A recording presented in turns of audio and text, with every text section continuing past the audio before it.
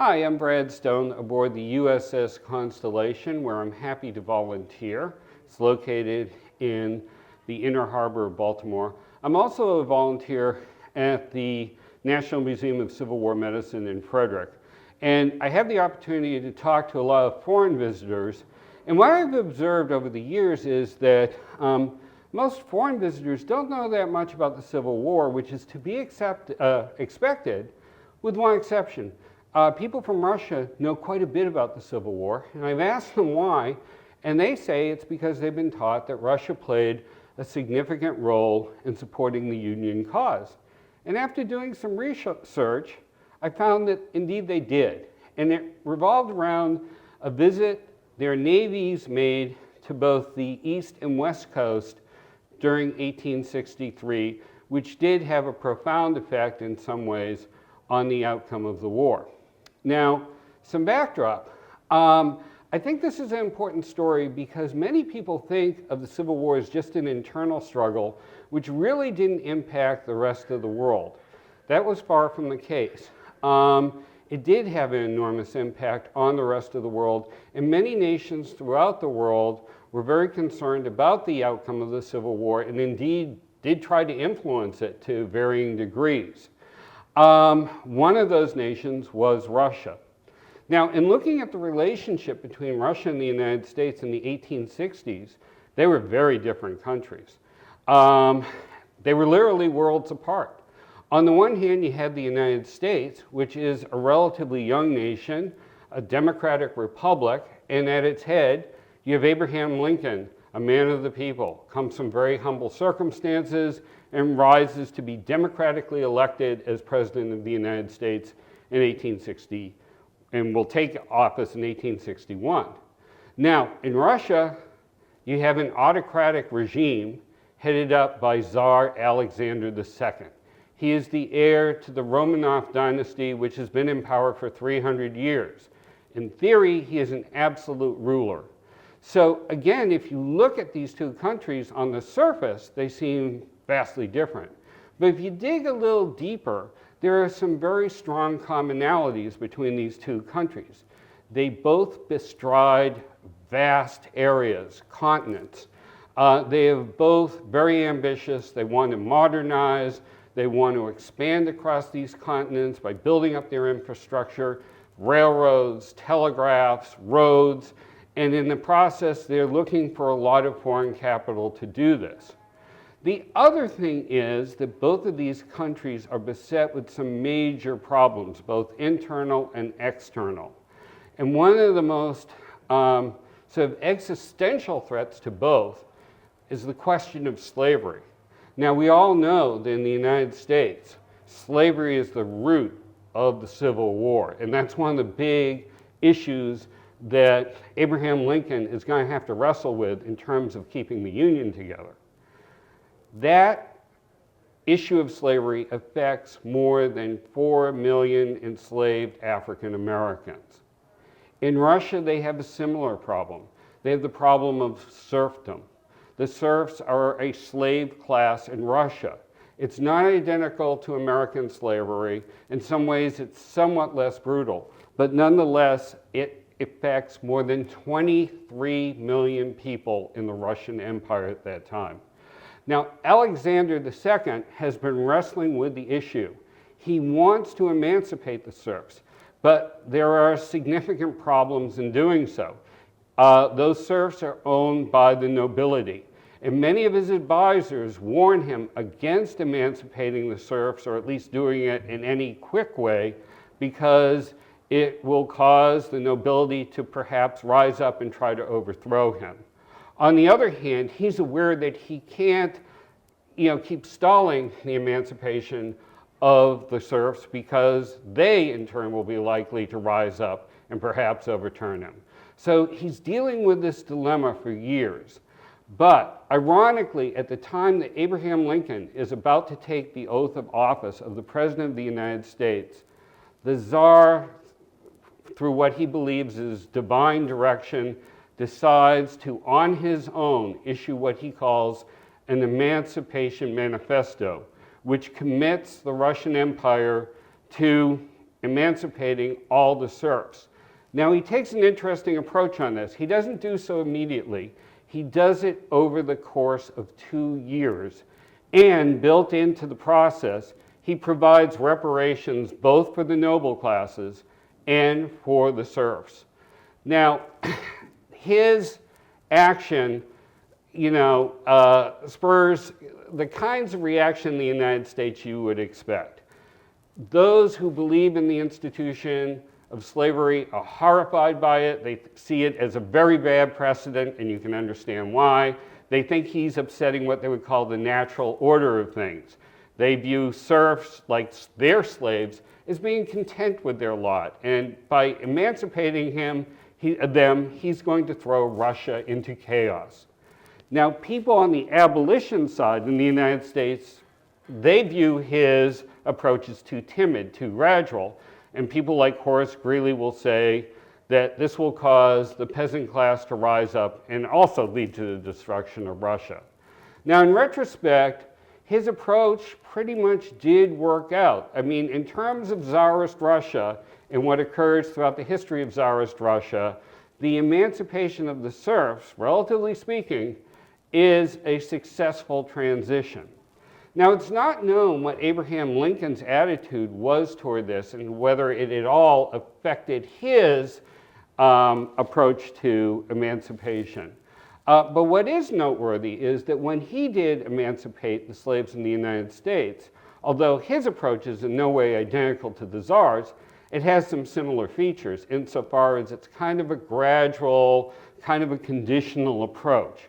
So again, despite these men's differences in many ways, in some crucial aspects, they approach things in a surprisingly similar manner.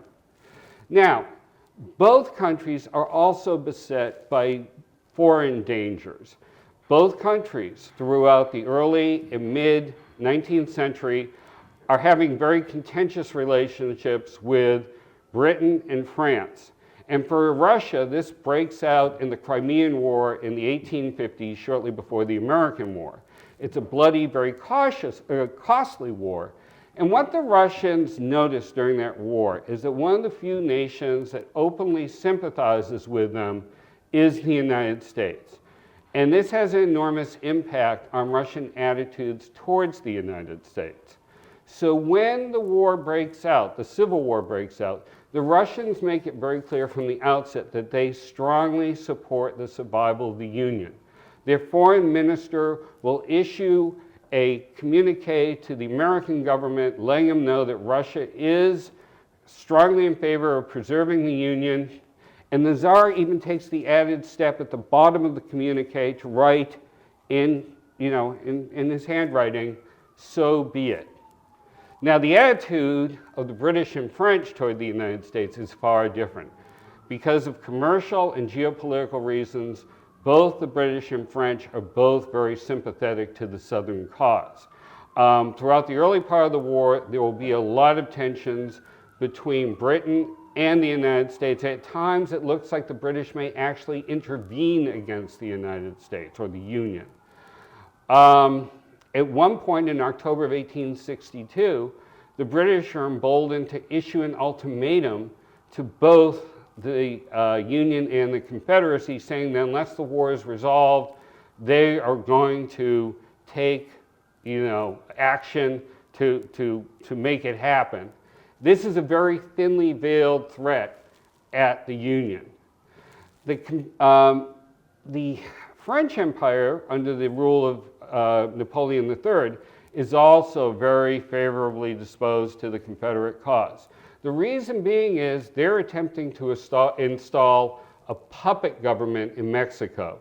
And they believe that if America, gets divided, they'll have a far easier time of establishing their influence in other parts of the Western Hemisphere.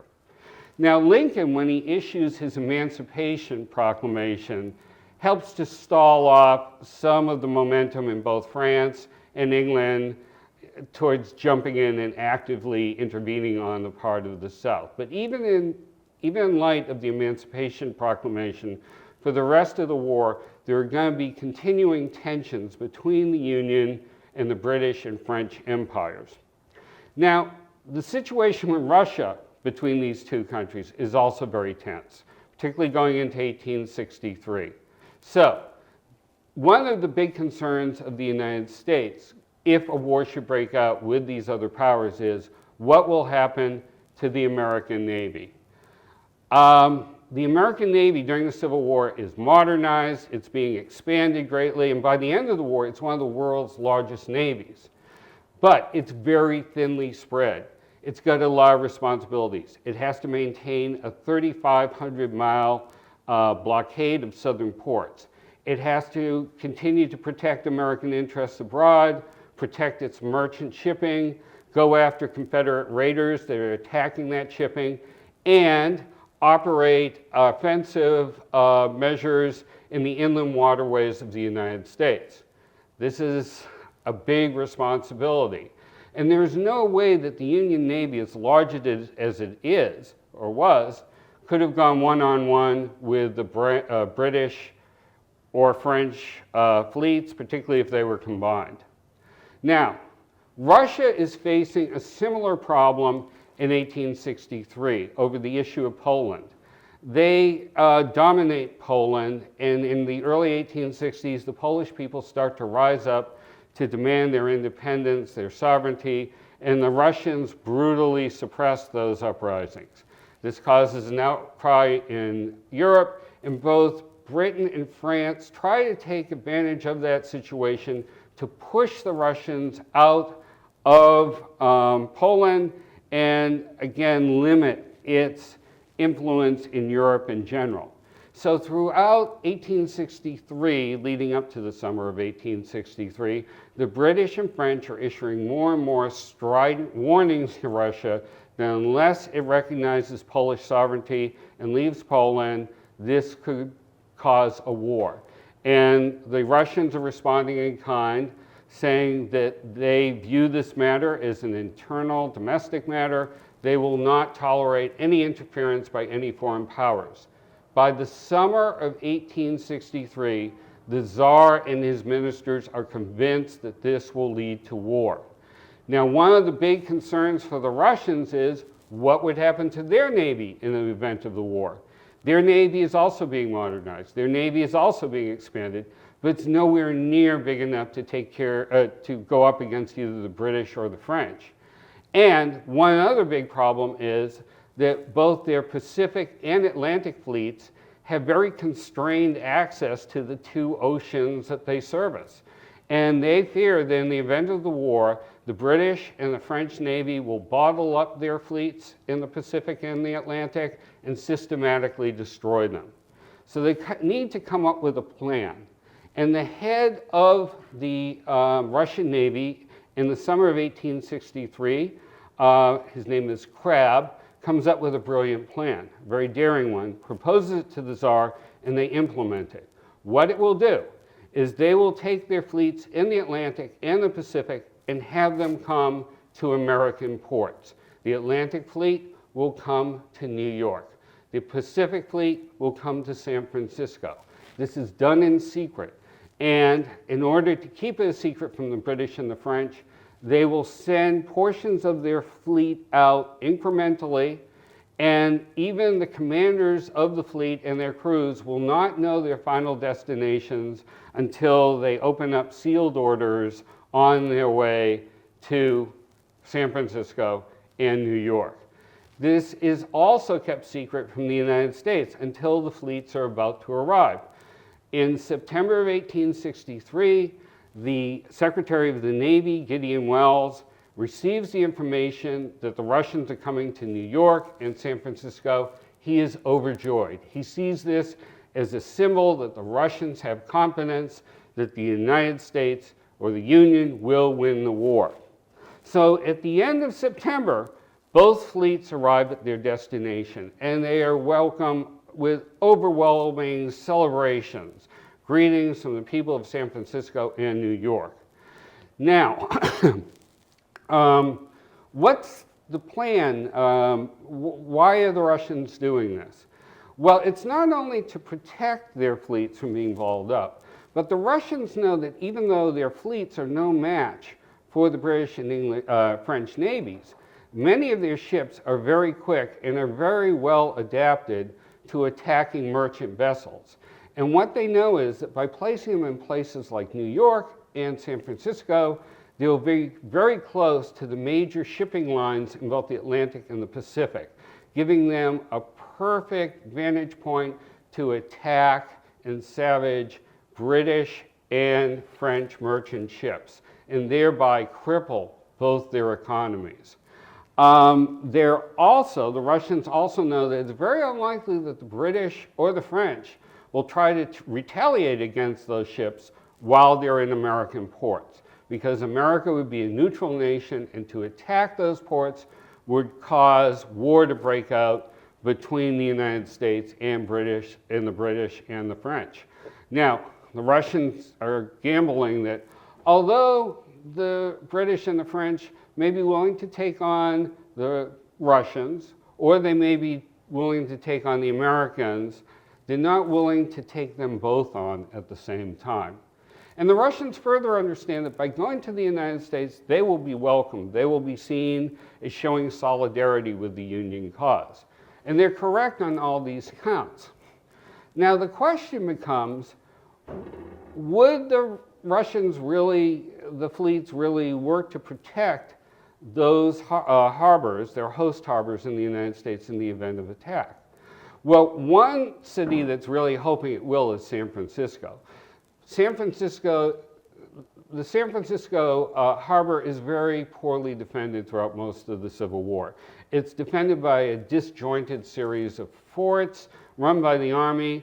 The naval presence, the US naval presence, is very minimalist, to say the least. Very often the only armored ship in the harbor is a revenue ship, what we would call a Coast Guard cutter today, the Shubrick, which is a fairly lightly armed warship. So San Franciscans are always on edge that they may be attacked by Confederate raiders. So when they see the Russian Navy come in, they're hoping that if push comes to shove, they will protect it. Now, the Russians are greeted wherever they go. Their ships tour up and down the East Coast. They're treated to parades, lavish receptions. When one ship comes near Washington, D.C., even Mrs. Lincoln comes down to toast the health of the Tsar. In fact, even the president would like to attend these receptions, but he becomes ill and was not able to attend it. So increasingly, there's a stronger and stronger bond between the Russian fleets and their host cities. And again, there's an incident that occurs in San Francisco that really drives this home. In October of 1863, a massive fire breaks out in the financial district of San Francisco. It threatens to burn down the whole city. Without even being asked, the commander of the Russian Pacific Fleet, Admiral Popov, dispatches over 200 men into San Francisco to try to contain the fire. Thanks largely to their help, the fire is contained. Several of those sailors are injured. 6 Russian sailors die, and they're still buried in San Francisco. The people of San Francisco are enormously grateful. They, again, honor Admiral Popov, his men. They present the injured men with golden medals. And again, it's a very strong bonding experience between the people of San Francisco and the Russian fleet. And it's these interactions that I think over time really causes a change in attitude among the Russians. Although initially they're sending these fleets over for their own geopolitical reasons, their determination to protect these ports grows from just protecting them against an attack by English or French enemies to perhaps even extending to protecting them against Confederate attacks.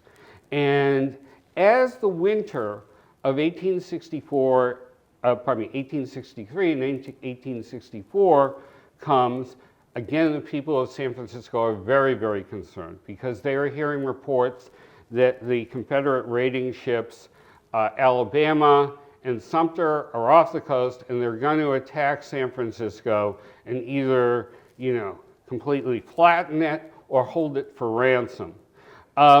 Again, San Francisco is woefully unprepared to defend itself. So the city fathers go to Admiral Popoff to plead for his protection. And Popoff does something extraordinary. Without even checking with his superiors in Russia, he immediately says that his ships will defend the port against any Confederate attack. He orders his commanders to, make way should any Confederate raider come in, and warn them that they will defend the port, and if those warnings are ignored, they will open fire on those Confederate ships. Now, again, what he is basically doing is he's committing Russia, which is technically a neutral country, to actively getting involved on behalf of the Union in our Civil War. Now, when his order comes to the attention of his superiors at the Russian embassy in Washington, D.C., and in Russia itself, they're somewhat taken aback because, again, what he is doing is he's committing to involvement for the Union cause. But their response is kind of interesting. They are trying to reel him back. They do remind him Russia is a neutral country. They do tell him most of these Confederate raiders are operating against merchant ships in the international waters, so you should not get involved in that. And they also said that if those raiders come to these ports and they attack only the forts, they direct their fire only at the forts, you're not to get involved. But even they give him an enormous loophole to take action if these ports are attacked. They said in the event that the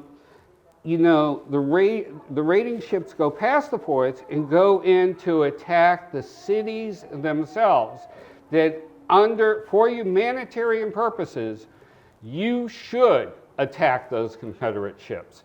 So what the Russian government is doing, in effect, in a backhanded way, is saying, even though we don't have a formal alliance with the Union, for humanitarian reasons, you are authorized to attack any Confederate ships attacking these cities. That's a very big commitment for a technically neutral nation to make. So, in 1864, things turn around. Fortunately, these attacks never materialize. Fortunately, things start to go better for the Union cause. And the threat against Russia from England and France also begins to dissipate. So by April of 1864, the Tsar feels comfortable to tell his fleet to begin to come home. And when the fleets start to leave in the process, again, there's an overwhelming of gratitude from the American people, not just in the port cities, but from all over the North. And this strong relationship will foster a very strong relationship between the two countries. That will lead a couple of years later to this. You may recognize this flag. This is the flag of the state that we know of as Alaska. 2 years after the Civil War, the Russian Empire will sell their territory of the Alaska to America on very generous terms. They sell it to us for $7.2 million. That is $133 million in today's money. It's still a bargain. It factors out to about 23 cents an acre. Why are they doing this? Again, because of the strong bonds between these two countries. The Russians also want to make sure that the British don't end up expanding westward to become their neighbors across the Bering Sea. So, as you can see, this is a very important chapter in American history. It shows that the Civil War did have international implications, and that a number of nations, including Russia, tried to influence the outcome of the war, and that their actions still have implications to this very day in the United States. For example, the state of Alaska. So I thank you very much for listening to this presentation. I hope that you will visit the USS Constellation, the last remaining ship of the Union Navy, here at the Historic Ships in Baltimore Museum. I also hope that you very much visit the National Museum of Civil War Medicine in Frederick, Maryland. Both places are very educational. They're a lot of fun. And to get the most out of them, I hope that you get memberships to both. So thank you very much.